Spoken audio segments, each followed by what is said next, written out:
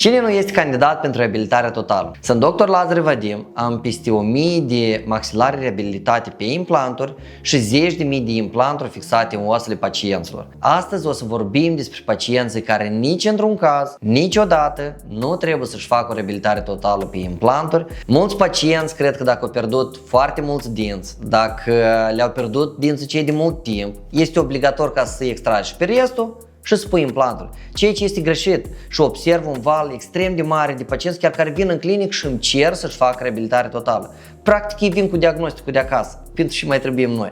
În cazul ăsta, deci la sigur ar putea să meargă într-o clinică de low cost, însă în realitate nu este nevoie să faci așa proceduri pentru că totul este mult mai simplu. Dintele care este parțial stricat, care are poate un proces inflamator, care este un pic rupt, noi am putea să-l creștem, am putea să-i fixăm brackets și să-i repartizăm uniform pe arcadă, ulterior să punem sau coroniță sau implanturi unitare, astfel încât fiecare dinte să funcționeze individual și așa acei dinți la sigur că o să țină 20-30 de ani în condiții foarte bune, cu un aspect estetic superior. Însă dacă totuși am ajuns la situația în care noi trebuie să extragem acei dinți, dacă noi nu avem ce să le facem, la sigur că trebuiesc implanturi. Iar pentru a începe să pui acele implanturi, în primul rând avem nevoie de os.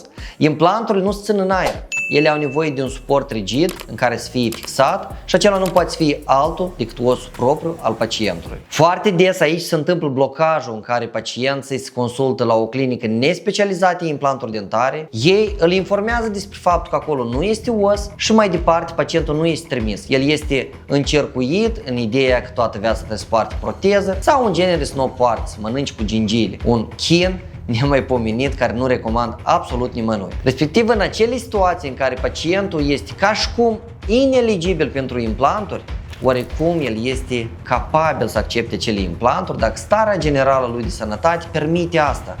Și anume, să fac creștere osoasă, să fixează implanturi speciale, cum ar fi cele zigomatice, pterygoide, transinuzale, transnazale și multe alte metode de tratament care permit chiar să aibă și dinți în 24 de ore. Iar dacă totuși noi am ajuns în situația în care trebuie să extragem ce-o mai rămas, trebuie să curățăm infecțiile, trebuie să punem implanturi, primul lucru de bază pe care ne interesează cel mai mult, cât os a mai rămas. Pentru că implanturile nu se țin în aer, ele au nevoie de un suport rigid și nu poate fi altul decât propriu-zis osul pacientului. Iată aici blocajul de bază în care mulți pacienți întâlnesc obstacolul respectiv, sunt informați greșiți și le spune că nu au os și nu pot să aibă implanturi. Nu există la moment situații care nu pot fi rezolvate, pentru că în cazul în care nu avem os, avem alte tipuri de implanturi, așa numite implanturile speciale, cum ar fi implanturi zigomatice, implanturi pterygoidiene, implanturi transinuzale, implanturi transnazale, implanturi superiostale.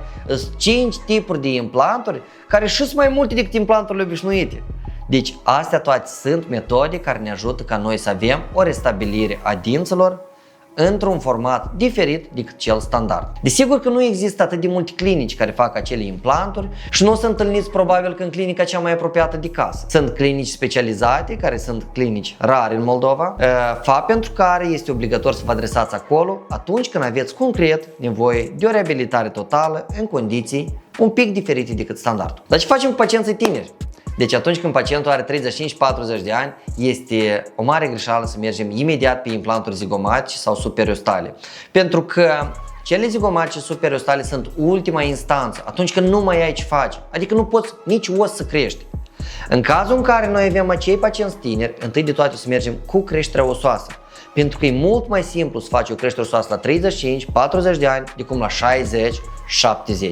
Implanturile zigomatice și superiostale le lăsăm pentru vârsta aceea, 60, 70, 80, atunci când creșterea osoasă este foarte riscantă. Aici unde avem vârsta tânără, întâi de toate luăm în considerație creșterile osoase. Un alt aspect foarte important este starea generală a organismului. Deci pacienții care au radiochimioterapie, pacienți care au avut infarct miocardic sau ictus, așa numitul AVC, mai devreme decât jumătate de an până la operație, nici într-un caz nu pot avea acel tratament cu implanturi. O altă categorie sunt pacienții care au probleme psihologice și cu siguranță nu au să respecte nicio indicație din care o să le dăm noi.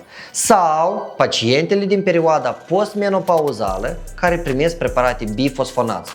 Uite, nici într-un caz bifosfonați nu au voie să fie combinate cu implanturile dentare. De altfel, putem să ajungem la complicații extrem de mari. O altă categorie de patologii în care pacienții poate să aibă sau să nu aibă implanturi dentare sunt, ca de exemplu, diabetul zaharat, hipotiroidismul, patologiile autoimune în care primești cantități mici de imunosupresoare. Diabetul zaharat, foarte simplu. Hemoglobina glicozilată trebuie să fie mai puțin de 8% și să fie menținută chiar și în perioada după inserarea implantelor. Astfel, implanturile o să aibă zero probleme pe viitor. Hipotiroidismul. Este important ca pacientul sau pacienta să primească L-tiroxinul așa cum îl primea conform indicațiilor endocrinologului și să monitorizeze în timp T3, T4 și TSH. Foarte simplu. În patologiile autoimune, important să vedem analiza generală de sânge desfășurată, să am o discuție cu medicul reumatolog și să discutăm împreună posibilitatea de a primi acele implanturi și de lipsa complicațiilor pe viitor. Unica ce este contraindicat absolut acestor pacienți sunt creșterile osoase. De aceea, în cazurile lor, în unele situații, o să utilizăm implanturi speciale care putem să rezolvăm situația propriu-zisă doar cu transplant de gingie și nu cu creștere osoasă. În practica mea întâlnesc extrem de mulți pacienți care sunt stresați, sunt frustrați și vin de parcă ar veni în ultima instanță, acolo unde o să luăm decizia finală, se poate sau nu se poate implanturi. Și tot asta din considerentul că au fost refuzați de foarte multe clinici. Și chestia nu este că cazul este extrem de complicat sau extrem de dificil sau nu mai știu și acolo. Chestia este că pacientul pur și simplu trebuie pregătit, etapizat către operația propriu-zisă. Și totul e foarte simplu. Avem probleme endocrinologice, lucrăm în comun cu endocrinologul acelui pacient.